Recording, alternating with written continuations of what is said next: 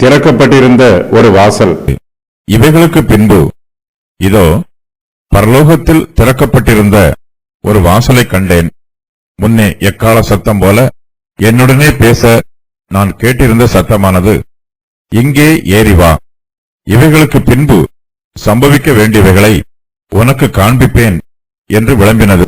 அப்போஸ்தலர் யோவானுக்கு இந்த தரிசனத்தை காணும் சிலாக்கியம் கிடைத்திருக்கிறது. யோவான் தரிசனம் காண்பதற்கு முன்பாக பரலோகத்திலே திறக்கப்பட்டிருந்த ஒரு வாசலை காண்கிறார்.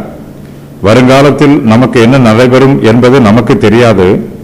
கர்த்தர் நமக்கு எதை வெளிப்படுத்துகிறாரோ அதை மாத்திரமே நம்மால் காண முடியும். வருங்காலத்தில் நடைபெறப் போகிற சம்பவங்கள் எல்லாம் ஒரு திரைக்குள் மறைவாய் இருக்கிறது. கர்த்தர் வாசலை திறந்தால் மாத்திரமே இனிமேல் நடைபெறப் போகிற சம்பவங்களை நம்மால் தரிசிக்க முடியும். யோவானுக்கு பரலோகத்தில் தரிசனம் கிடைக்கிறது. ஒவ்வொரு காரியத்தையும் அவர் தெளிவாக பார்க்க வேண்டும் என்பதற்காக கர்த்தர் தாமே பரலோகத்தில் உள்ள வாசலை அவருக்கு திறந்து கொடுக்கிறார். ஏற்கனவே எக்கால சத்தம் போல தன்னுடனே பேசின சத்தத்தை யோவான் கேட்டிருக்கிறார். இப்போது அதே சத்தம் யோவானோடு மறுபடியும் பேசுகிறது. இங்கே ஏறி வா, இவைகளுக்கு பின்பு சம்பவிக்க வேண்டியவைகளை உனக்கு காண்பிப்பேன் என்று அந்த சத்தம் யோவானுக்கு விளம்பினது. இவைகளுக்கு பின்பு என்னும் வாக்கியத்திற்கு வெளிப்படுத்தின விசேஷம் 2, 3 ஆகிய அதிகாரங்களில் சபைகளை பற்றி கூறப்பட்டிருக்கும் காரியங்களுக்கு பின்பு என்று பொருள். இந்த வசனத்தில் இவைகளுக்கு பின்பு என்று 2 முறை குறிப்பிடப்பட்டிருக்கிறது. வெளிப்படுத்தின விசேஷம் 4 முதல் 22 வரை உள்ள அதிகாரங்களில் கூறப்பட்டிருக்கும் காரியங்கள் அனைத்தும் சபைகளின் காலத்திற்கு பின்பு நிகழப் போகிறவைகளாகும்.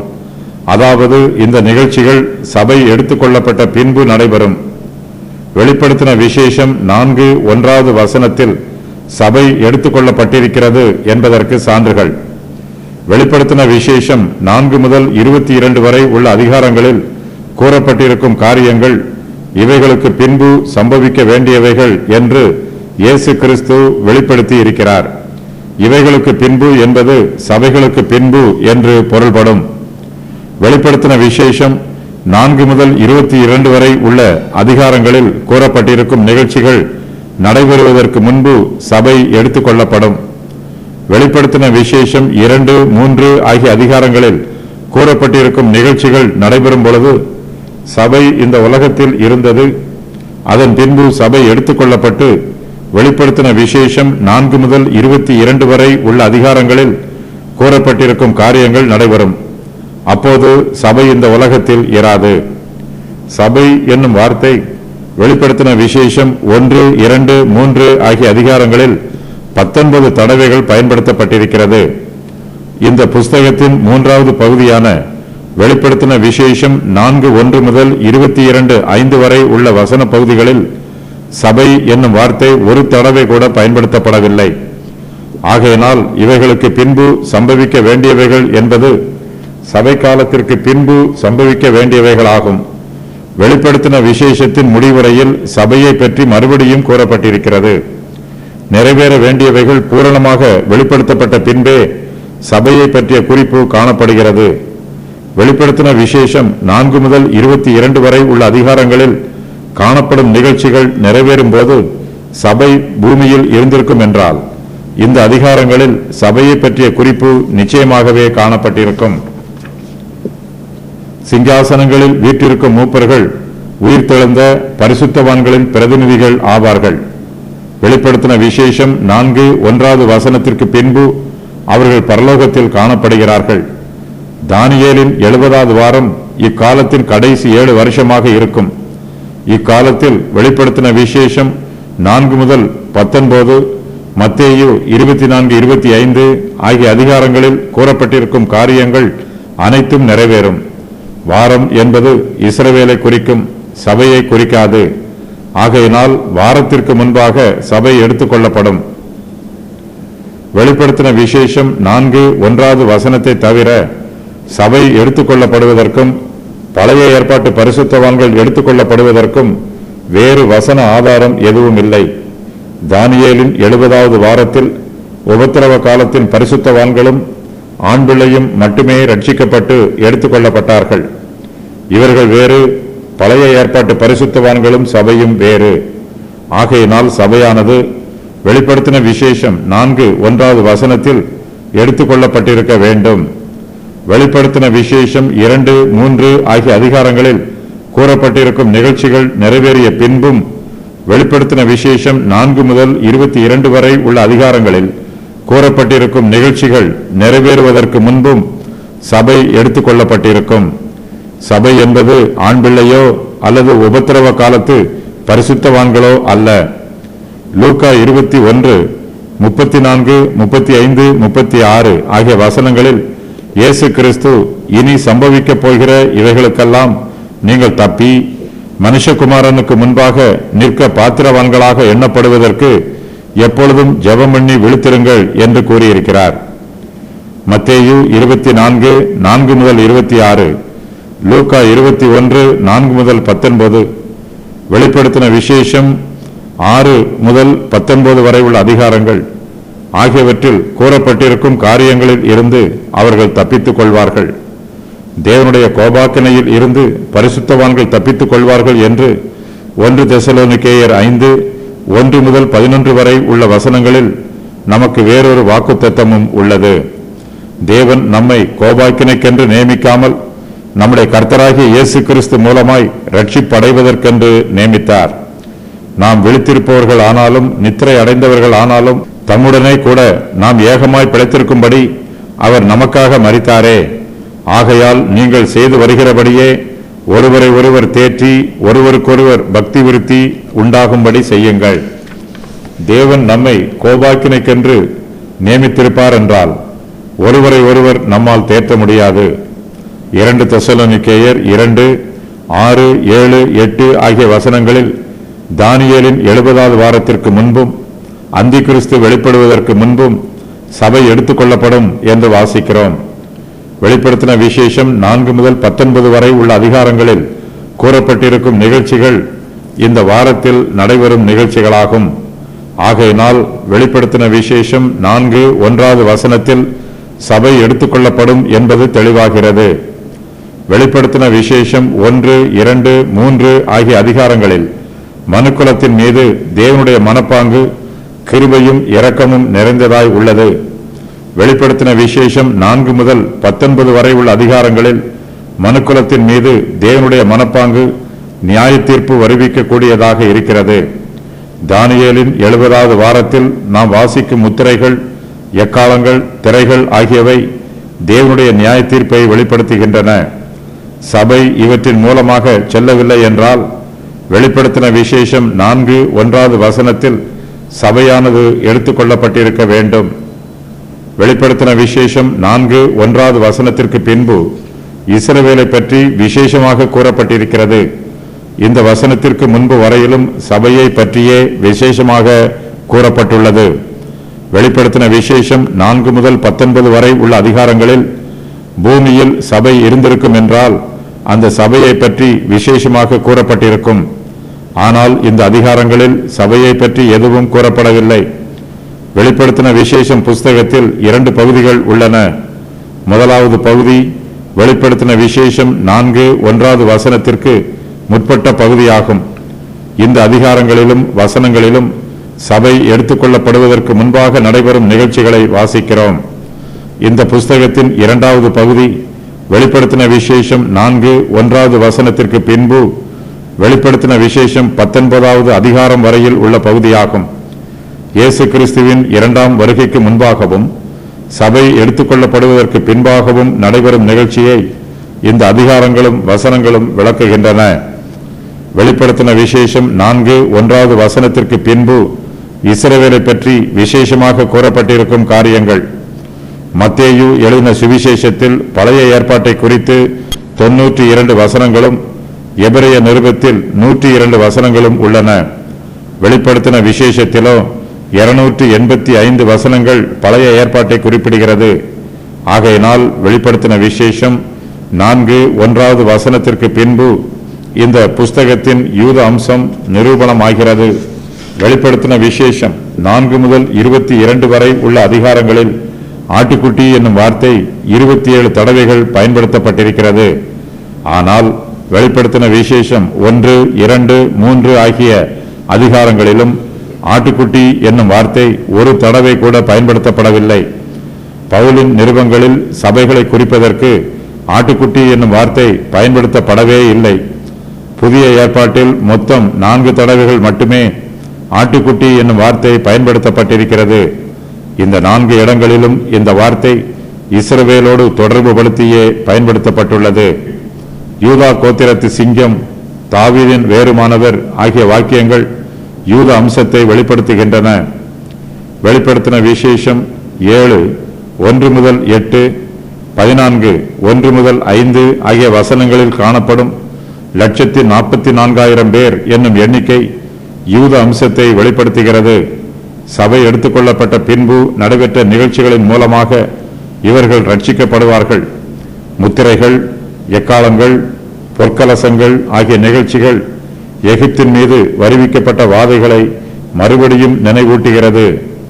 எகிப்தின் மீது அனுப்பப்பட்ட வாதைகள் புறஜாதியார் இஸ்ரவேலை துன்புறுத்தியதற்காக அனுப்பப்பட்டதாகும். முத்திரைகள், எக்காலங்கள், பொற்கலசங்கள் ஆகியவையும் இதே காரணத்திற்காகவே நடைபெறும் நிகழ்ச்சிகளாகும். புறஜாதியார் இஸ்ரவேல் ஜனங்களை ஒடுக்கி துன்புறுத்தியதற்காக அவர்கள் மீது ஆக்கினை தீர்ப்பு வரும் என்னும் பழைய ஏற்பாட்டு தீர்க்க தரிசனங்களை இவை நிறைவேற்றுகின்றன. இந்த தீர்க்க தரிசனங்களில் எதுவும் சபையை குறித்து கூறப்படவில்லை. வெளிப்படுத்தின விசேஷம் 6 முதல் 19 வரை உள்ள அதிகாரங்களில் கூறப்பட்டிருக்கும் உபத்திரவ காலம் இஸ்ரவேலுக்கு உரியது. தானியேலின் 70வது வாரம் இஸ்ரவேலுக்கும் எருசலேமுக்கும் மட்டுமே உரியது. தானியேலின் 69வது வாரத்திற்கும் 70வது வாரத்திற்கும் இடையில் சபையின் காலம் வருகிறது. ஆகையினால் தானியேலின் 70வது வாரத்தில் இஸ்ரவேலை குறித்த காரியங்களே நடைபெறுகின்றன. வெளிப்படுத்தின விசேஷம் 4 முதல் 19 வரை உள்ள அதிகாரங்களில் ரட்சிக்கப்பட்டிருக்கும் புறஜாதியார்கள் உபத்திரவ காலத்து பரிசுத்தவான்கள் ஆவார்கள். அவர்கள் சபையார் அல்ல. இந்த நிகழ்ச்சி வெளிப்படுத்தின விசேஷம் 4 முதல் 19 வரை உள்ள அதிகாரங்களின் யூத அம்சத்தை உறுதி பண்ணுகிறது. பலிபீடத்தை சுற்றிலும் நடைபெறும் தூதர்களுடைய ஊழியம் இஸ்ரவேலுக்கே உரியது. தீர்க்கதரிசிகளால் வாக்கு பண்ணப்பட்டிருக்கிற தேவ ரகசியம் யூத அம்சமுடையது. வெளிப்படுத்தின விசேஷம் 11வது அதிகாரத்தில் கூறப்பட்டிருக்கும் தேவாலயம், பலிபீடம், தேவாலய ஆராதனை, தேவாலயத்தின் பிரகாரம், பரிசுத்த நகரம், ஒலிவ மரங்கள், உடன்படிக்கை பெட்டி ஆகியவை அனைத்தும் யூத அம்சம் உடையவையே. உலகத்தின் ராஜ்யங்கள் கிறிஸ்துவுக்கு உரிய ராஜ்யங்களாயின என்னும் சத்தியம் யூதருடைய தீர்க்கதரிசிகள் கூறியவற்றின் நிறைவேற்றமாகும். வெளிப்படுத்தின விசேஷம் 12ஆம் அதிகாரத்தில் கூறப்பட்டிருக்கும் ஸ்திரீ, ஆண் பிள்ளை ஆகியவை யூத அம்சம் உடையவை. 7 தலைகளையும் 10 கொம்புகளையும் உடைய வலு சர்ப்பம் புறஜாதியாரின் காலங்களில் இஸ்ரவேலை துன்புறுத்திய ஜாதிகளின் ஆளுகை ஆகியவை இவற்றின் யூத மார்க்கத்து தொடர்பை உறுதி பண்ணுகிறது. இந்த அடையாளங்கள் சபையுடன் தொடர்புடையதல்ல. மிகாவேல் எப்பொழுதும் இஸ்ரவேலோடு தொடர்புடையவன். மற்றவர்கள் என்னும் வார்த்தையும் கொஞ்சம் மீதி என்னும் வார்த்தையும் யூத அம்சமுடையவை. பாபிலோனை பற்றிய நிகழ்ச்சிகள் யூதரோடு தொடர்புடையவை. சபைக்கும் பாபிலோனுக்கும் தொடர்பில்லை. அர்மகதோன், 2ஆம் வருகை ஆகிய வார்த்தைகள் யூதருடைய தொடர்பை உறுதி பண்ணுகிறது. 1000 வருஷ அரசாட்சி, புதிய பூமி ஆகியவை இஸ்ரவேலோடு தொடர்பு படுத்தி பல தடவை முன்னறிவிக்கப்பட்டிருக்கிறது. மனுஷர் ஆவிக்குள்ளானதற்கு எடுத்துக்காட்டுக்கள். ஏனோக்கு, எலியா, இயேசு உயிர்த்தெழுந்த சரீரத்தில், பவுல், யோவான், பழைய ஏற்பாட்டு பரிசுத்தவான்கள் அநேகருடைய சரீரங்கள், உயிர்த்தெழுந்த சரீரம் கொடுக்கப்படாத ரட்சிக்கப்பட்ட எல்லா ஆத்துமாக்களும் ஆவிகளும். சபை எடுத்துக்கொள்ளப்பட்ட பிறகு நடைபெறப்போகும் நிகழ்ச்சிகள். 1ஆம் முத்திரை அந்தி கிறிஸ்துவின் எழுச்சி, 2ஆம் முத்திரை யுத்தம், 3ஆம் முத்திரை பஞ்சம், 4ஆம் முத்திரை மரணமும் பாதாளமும், 5ஆம் முத்திரை இரத்த சாட்சியாக மரித்தோருடைய ஆத்துமாக்கள், 6ஆம் முத்திரை தேவனுடைய கோபம். 144,000 யூதர்கள் முத்திரை போடப்பட்டார்கள். மிகுந்த உபத்திரவத்தில் இரத்த சாட்சியாக மரித்தவர்களின் ஆராதனை. 7ஆம் முத்திரை பரலோகத்தில் அமைதல் உண்டாயிற்று. 7 தூதர்களுக்கு 7 எக்காலங்கள் கொடுக்கப்பட்டது. ஆசாரிய தூதனுடைய ஆராதனை. 7 தூதர்கள் எக்காலம் ஊதுகிறதற்கு தங்களை ஆயத்தப்படுத்தினார்கள். முதலாம் எக்காலம், இரத்தம் கலந்த கல்மழையும் அக்கினியும் உண்டாயிற்று. இரண்டாம் எக்காலம், சமுத்திரத்தில் 1/3 பங்கு இரத்தமாயிற்று. மூன்றாம் எக்காலம், தண்ணீரில் 1/3 பங்கு எட்டியைப் போல கசப்பாயிற்று. நான்காம் எக்காலம், சூரியன், சந்திரன், நட்சத்திரங்கள் ஆகியவற்றில் 1/3 பங்கு இருளடைந்தது. ஒரு தூதன், ஐயோ ஐயோ ஐயோ, ஆபத்து வரும் என்று சொன்னான். ஐந்தாம் தூதன், முதலாம் ஐயோ, ஜனங்களை சேதப்படுத்துவதற்கு பிசாசுகள் விடுவிக்கப்பட்டன. ஆறாம் எக்காலம், இரண்டாம் ஐயோ, மனுஷரில் 1/3 பங்கை கொல்லும்படிக்கு 4 தூதர்கள் அவிழ்த்துவிடப்பட்டார்கள். அவர்களுடைய இராணுவங்களின் தொகை 20 கோடியாய் இருந்தது. தேவனுடைய ஆலயத்தையும் பரிசுத்த நகரத்தையும் அசிங்கப்படுத்துதல். பூமியில் 2 சாட்சிகள் தோன்றுதல். எருசலேமில் மகா பெரிய பூமி அதிர்ச்சி.